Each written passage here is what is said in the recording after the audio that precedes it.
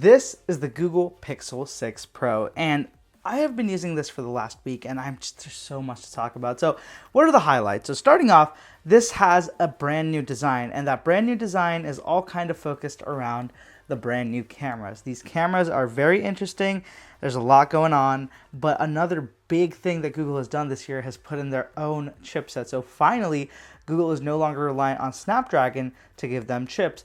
They have their own chip called Tensor inside this. So there's another question as to, does it stack up against the 888? Does it not? We'll find out. And just in general, there's so many improvements with this. There's a bigger battery, there's a bigger screen, there's just a lot of improvements on this. So let's get into this phone. Let's find out exactly what's what and if it's worth buying the Google Pixel 6 Pro. So let's get right into the hardware of this phone. And I want to talk about, first off, just the build quality. It is absolutely incredible. It feels great in the hand, and honestly, I think it's one of the more premium feeling Pixel phones in a bit. The Pixel 5 and Pixel 5a kind of were not on, they were good build, but the materials didn't feel as premium as this one does. The glass and the metal alloy, it all just feels like it feels like a very, very premium phone. And I really do think that this camera bar adds a very unique look to this phone. No other Android phone seems to have this design or this kind of, raised camera with a. I like it. It definitely does have a sort of uniqueness to it.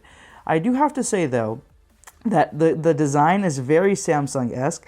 I know that somebody commented about it, and I 100% agree with them. If I find that comment, I'm going to put a screenshot on the screen. But that person said that on the front, it looks like a Samsung Galaxy Note, which it absolutely does. It has very squared off corners, curved display, and a hole punch cut out in the middle.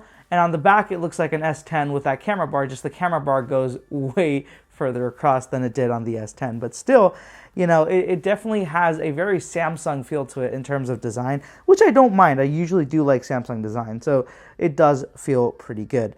Now, I do have to say this, that the phone is incredibly large. Like, I wasn't expecting it to be as big as it is. Like, it is as big as the S21 Ultra, which is a massive phone on its own. Like you guys can see side by side, they're pretty much same height wise, and even when it comes to width, they're pretty much the exact same thing. So this is a big phone. It might not look like it, but it absolutely is. And it is actually heavier than the S21 Ultra 2, so you do feel it. This phone isn't a lightweight. It definitely will be, a little bit uncomfortable if you like smaller phones or if you don't have big hands. So keep that in mind when going for the 6 Pro. It has a 6.7-inch OLED display, which has a dynamic refresh rate from 10 Hz to 120 Hz. So what does that mean for the average user? One, it's going to be incredibly smooth. The scrolling is just going to look and feel very, very smooth. But also, it's going to mean that going all the way down to 10 Hz means that it's going to be efficient too. So when it doesn't need it, so like right now, while the display is static, it's down to 10 Hz, which saves battery. But when I start scrolling, it goes up to 120 Hz, and that dynamic refresh rate is amazing. The resolution on the screen is 1440p, and overall, I think that the screen looks fantastic. It gets pretty bright. Even in direct sunlight, I was able to clearly see the screen, so it is a very good screen. It does have a curved glass though now. This is the first Google Pixel phone ever with a curved glass screen. That I've made it known that I don't really like curved screens. It's just because I think that durability-wise, they're a problem. They don't, cases just become problematic, and a lot of phones seem to not get palm rejection, right? Because your palm just ends up resting on the edge of the screen here, and a lot of times when you scroll, it causes problems. But I'm happy to report that Google has paid attention, at least on the matter of palm rejection. It's fantastic. Not once while I've used this phone have I had a false touch or an issue because it thought that my palm was touching the screen. So that's absolutely fantastic. Another big change is that you guys might have noticed there is no longer a fingerprint scanner on the back. So the Pixel line has always had the fingerprint scanner on the back, except for the Pixel 4 that went to a face sensor, but then quickly reverted back for the next year. But we do have a fingerprint scanner. It's just not on the back. It's inside the display. So as you guys can see right there, it is an optical in-display fingerprint scanner that it's fine. I don't think it's as fast as the the actual physical one, and I'd honestly take the physical one, but I could see why the design of this phone just would not allow for it. I can understand that. Let's move on and let's talk about the speakers. So I did have a chance to listen to some music, watch some videos, and the speakers are great. The front, there is a front firing speaker up here from the earpiece, and then there's the bottom firing one. They sound great. I haven't had any issues. There's no jarring. There is a slight lack of bass, but honestly, for phone speakers, I don't really care about bass too much anyways. It gets very loud, and it gets loud without distorting or feeling like it's struggling. So that's a good thing as well. So now that we've looked at just the hardware in general and what's here to offer, let me move on and let's talk about performance. Performance is, I think, another big story, but one that Google has kind of skipped over almost. In their event, they didn't dedicate a lot of time to talking about one of the biggest things that they've done in a long time, and that is create their own SoC. They have their own chipset now called Tensor.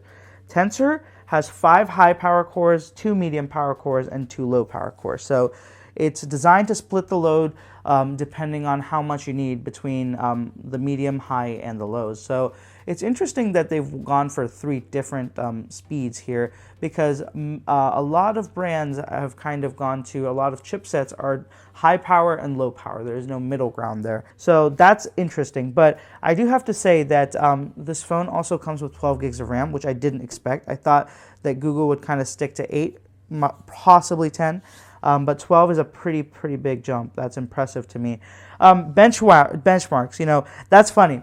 Google outright in the event said that don't look at benchmarks. Benchmarks don't tell the whole story. And I absolutely agree with this, because I have been saying this for a while. Benchmarks do not give you the full story. I hate that people do it all the time, but I understand it in a way too, because that's a quantifiable number you can look at. It's a number that you can actually see and compare to on some basis or the other, but it doesn't really translate to real world usage that well. The Tensor chip, in terms of the benchmarks, is not that impressive. So let me go ahead and show you guys. In benchmarks, it got 1040 on the single core in Geekbench and 2911 in multi-core. Now, you guys might be thinking, yeah, that sounds not bad, it's pretty much where it should be. But let me give you guys a look at the Snapdragon 888, which will kind of confirm to an extent. So you guys can see on the Snapdragon here, on the S21 Ultra, the single core score is a slightly higher, but the multi-core score is significantly higher by 500 points. But neither of those are as impressive or as worrisome as what happens when you pull an iPhone out and you run the same test on an iPhone with an A15 chip, and that's when you start to see a big difference, almost 2 times the score. 1728 on single core versus 1040, and 4800 versus the 2900 on the multi-core. So it's a big gap when it comes to synthetic benchmarks, but I will say this, there's a big but. Synthetic benchmarks do not matter in the real world, because that's just a number. What happens when you use it in the real world? And that, I'm glad to report positive news. I haven't noticed any slowdowns. In fact, I've noticed that the phone gets less warm when I'm using it for a lot of photos and getting quick bursts of photos. That was one area where Google definitely struggled. The Pixel struggled when you were taking multiple photos. If you're taking a bunch of photos at once, it would start to heat up quick, and the processing times you could see would start slipping immediately. So let me go ahead and do this. I'll just do it right in front of you guys. I'll take portrait photos one after the other of myself, and we'll just keep going. Portrait, portrait, portrait, portrait, portrait, and I'll just keep going. And you guys can see, even as I'm doing it, the processing is not terribly slow. It's still processing them all super fast. That was like 7 or 8 photos. And actually, no, it was like 5 photos. But it was able to process them with a background blur and everything without slowing down, which is a good thing. Well, it slowed down now, as I was saying that. But this is a big improvement compared to what it was before, and you guys can see it processed pretty quickly too. On the previous Pixels, it would take it a good I want to say 10 seconds after you took that photo, if you went in to see the photo immediately, while you were looking at it, you'd have to wait a good couple of seconds for it to actually finish processing. Whereas with this one, it definitely has improved that. There is not an issue with that. And pretty much everything else I used the phone for, I noticed no worries whatsoever. It was absolutely smooth, and it went without a worry. So I know there might be some hesitancy with benchmarks, but trust me guys, benchmarks are not what you want to base everything on. So the experience was entirely smooth and amazing, and Material U and everything has just been amazing. And on the topic of Material U, let's segue right into software. So this is the first one I've actually used with Android 12 and the new Material U design. And you guys, as you can see, it looks pretty cool. So these icons, they all are dynamic, and they will change based on the wallpaper you have. So I'm going to do it right now. As you guys can see, there's this blue kind of theme going on here, and when I change the wallpaper, it will completely change the look of it. So let me go ahead and choose this one because it's a clearly different color. So let me go ahead and just set it as home screen. I'm going to set it at both home screen and lock screen, and you guys can see even in the preview, but right now the colors of the icons have all shifted to this peach color because that's the majority. And you guys can see up here as well, everything has kind of become peach. So it's super cool. They've definitely done a lot of interesting things with the design here, and there are things I really like about it. However, there are decisions that I found a little bit baffling.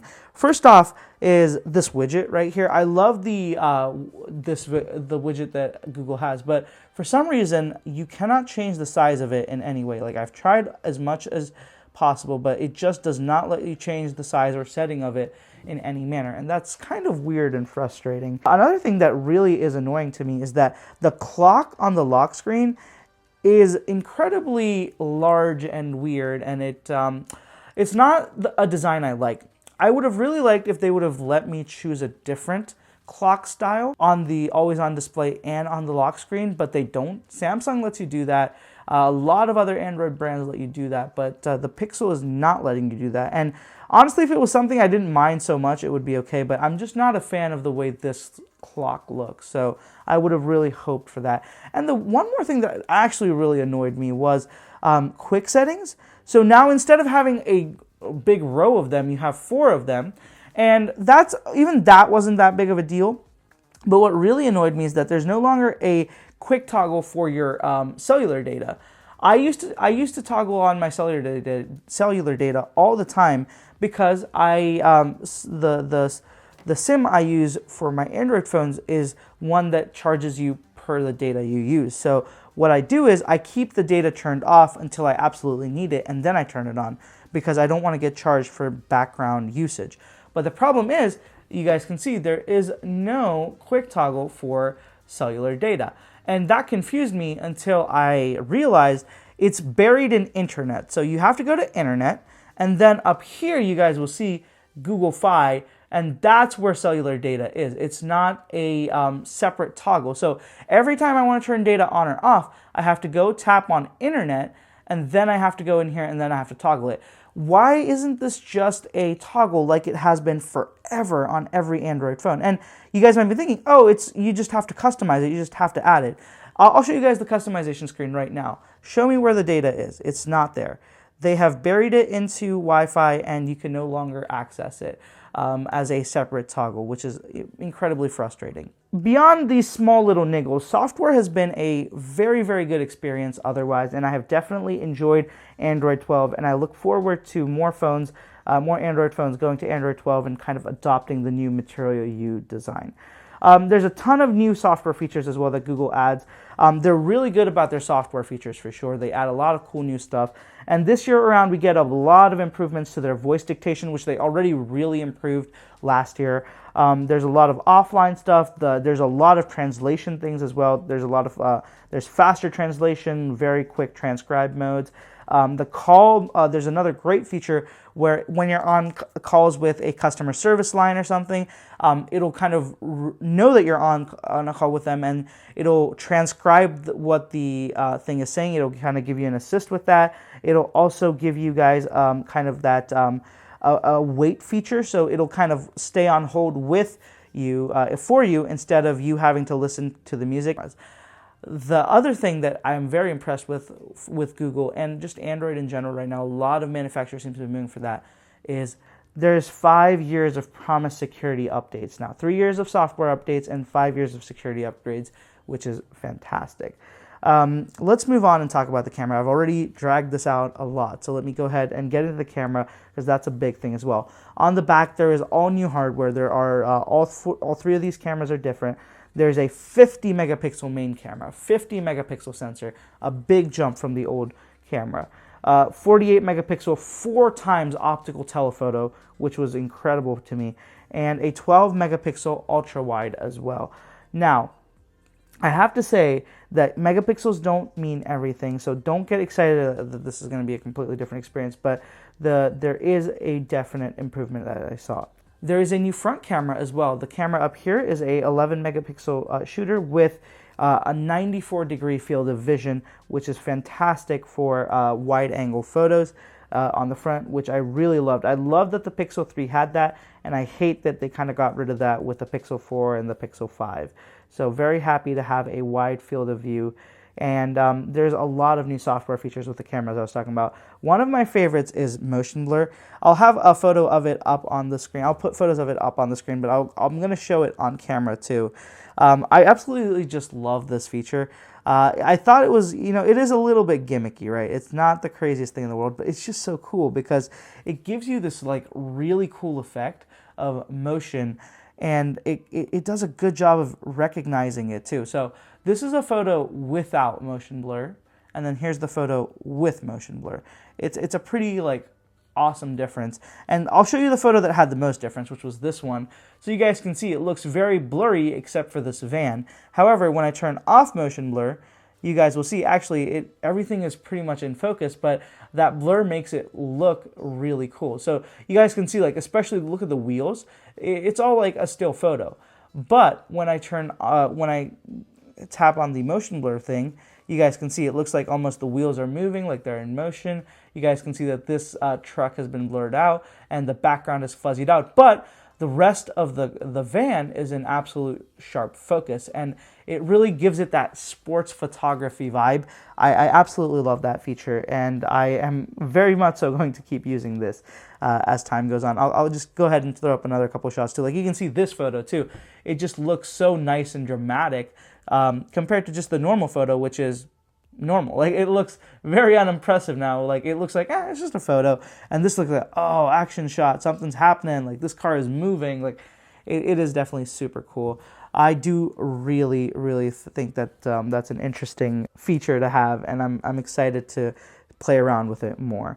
Another thing that I'm very excited about is the skin tone balance. So I have noticed this myself, but I look forward to testing it more. I just haven't been able to take more photos of other people because I've been busy, but I will get around to that. And you guys can see that for once I feel like a phone has captured my skin tone without either making it look like I'm super tan or making it look like I'm just completely like overexposed and have very fair skin, because this is what it looks like. I do have fair skin, but it's not like pale. It's a tan. It's a weird thing, but Google has really done a good job right now. They even talked a lot about it. They went back to the drawing board and gave a big focus to skin tones, especially for people with darker skin, because for the longest time they've really kind of been almost ignored by cameras. Their skin composition and their skin tone has pretty much been ruined by cameras. They don't do a good job of capturing it, but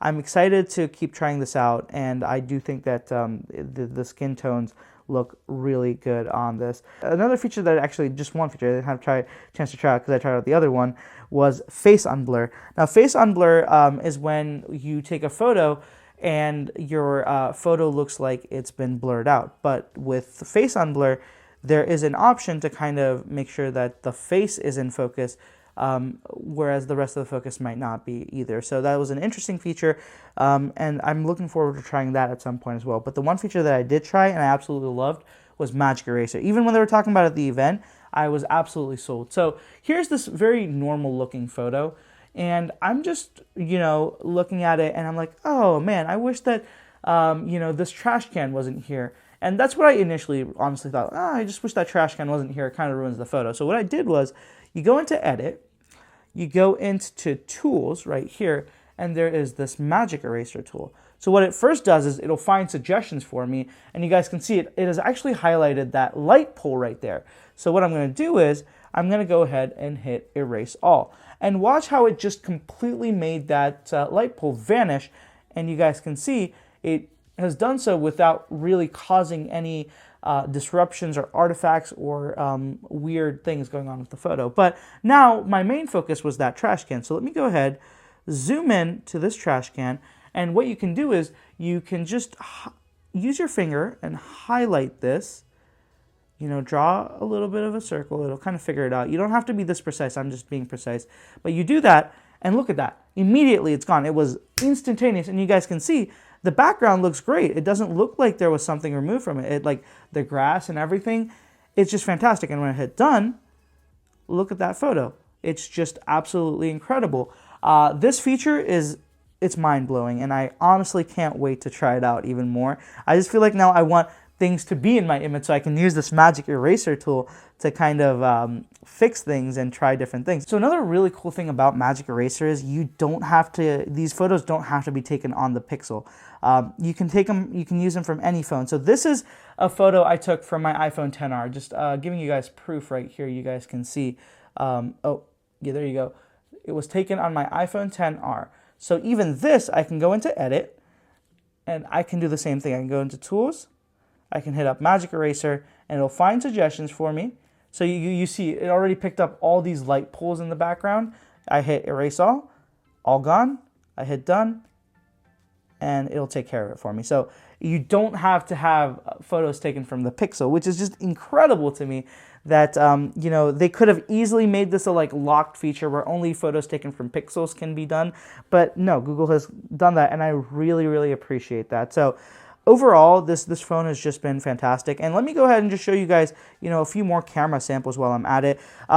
Indoor night sight photography on the front camera, just absolutely incredible. Just look at this shot. I'll put it up on the screen as well. Absolutely fantastic photos. The outdoor shots are great. I'll put up some samples. It does a fantastic job on the ultra wide as well with the with exposure. Because I took a photo. Here's this photo. I'll show you guys.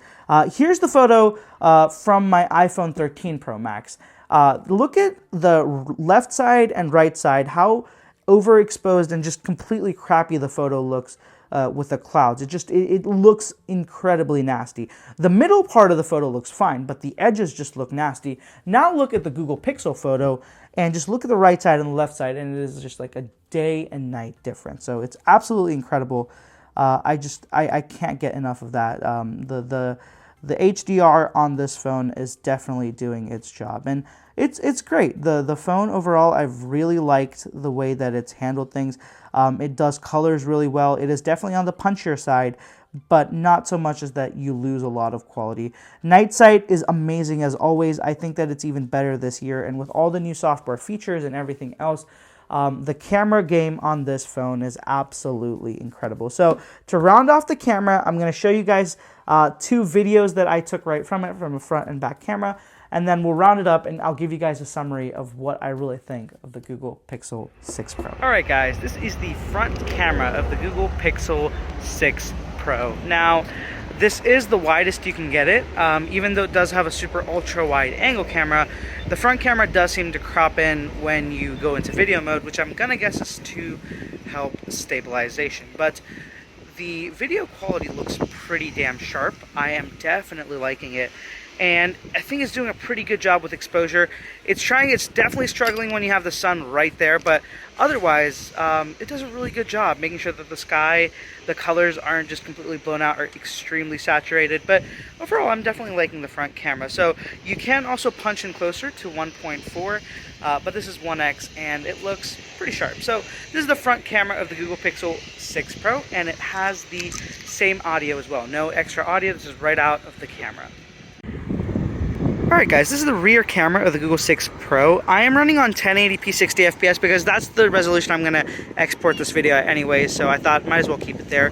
This is the 1X, this is the primary camera. I can switch between lenses while recording on 1080p 60 FPS. So you guys can see, I'm going to move to 1X, 2X, and 4X. As you guys can see, 4X video isn't the sharpest.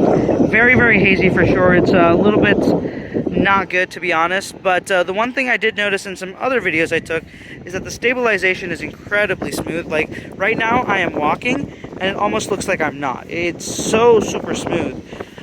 It's insane. It really does feel like the camera is just absolutely out of the world with that stabilization.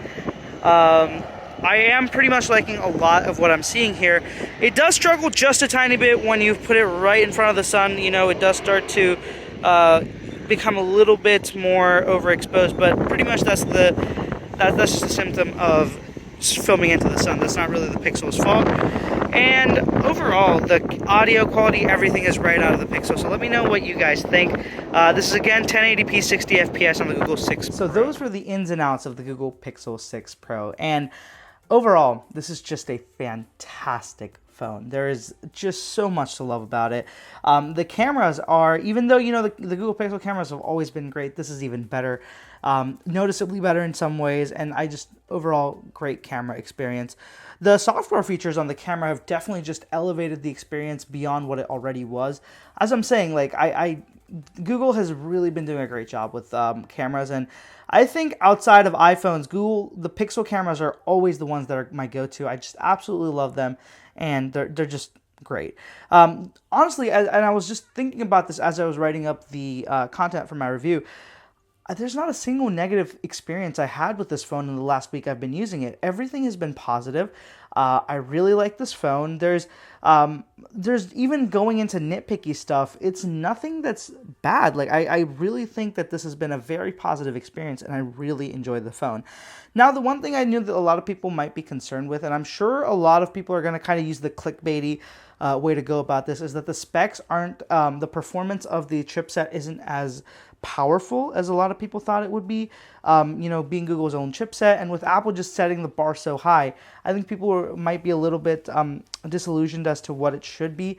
But the reality is that synthetic benchmarks are synthetic. They are not going to give you the full story, and I'm not going to be worried about this phone's performance until it gives me a reason to. I'm going into this with an open mind, and I really do believe Google when they say that you know, real-world performance matters, and that the phone is optimized enough to take care of itself. So I'm going to trust in them until they give me a reason not to. Another just amazing thing about this phone has been the battery life. It has a 5,000 milliamp hour battery, and coupled with that 10 to 120 hertz variable refresh rate, it's just, the performance of this phone's battery has been incredible. I absolutely love it, even when taking photos, even when taking videos. For once, I'm not worried about a Pixel's battery life while taking photos, because it absolutely drains battery life when you take photos on this because of just how much processing is going on.